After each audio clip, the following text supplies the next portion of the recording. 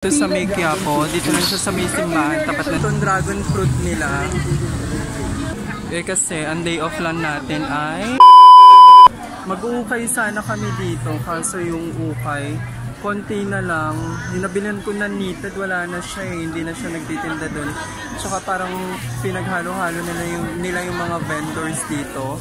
Meron ng mga nagtitindang pagkain tulad nito, tapos mga ukay, ayan, gulayan, halo-halo na sila. Wala din ako mapili, ang dami kasing nag-uukay, parang pare-parehas na naman. Kutkutin, bili tayong mga mahangata, ang dami dito. Manghang, spicy.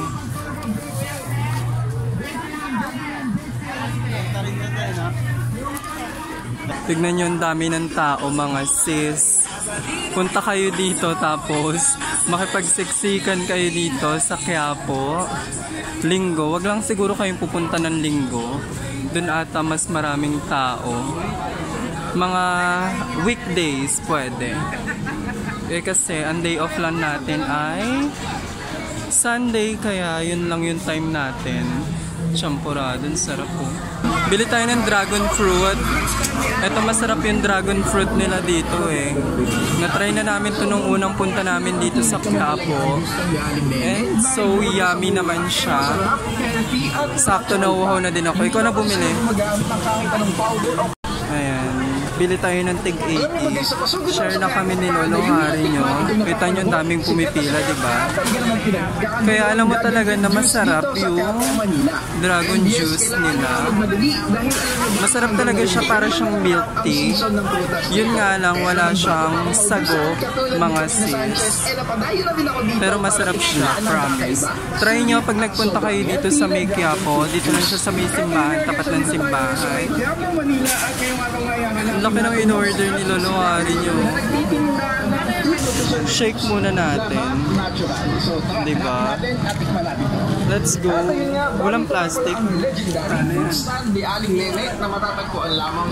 Painom, nauhaw na ako.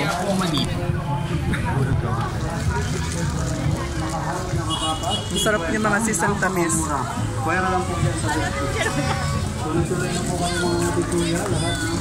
Must try pag nagpunta kayo sa Quiapo. Itong dragon fruit nila. Ang sarap.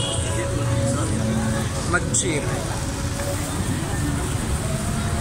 Hindi pa tayo uwi. Meron pa tayong dadaanan. Siyempre, for the gala tayo ngayon mga sis. Ang ating tigabayan. Si manager. Charot. Dragon fruit milkshake. Ang sarap talaga nito. Nakaka-addict siya oh. Ito yung dragon fruit niya. Kita nyo, nasa ilalim. Hindi nyo makita. Pero meron siyang buo-buong dragon fruit. Sorry ate.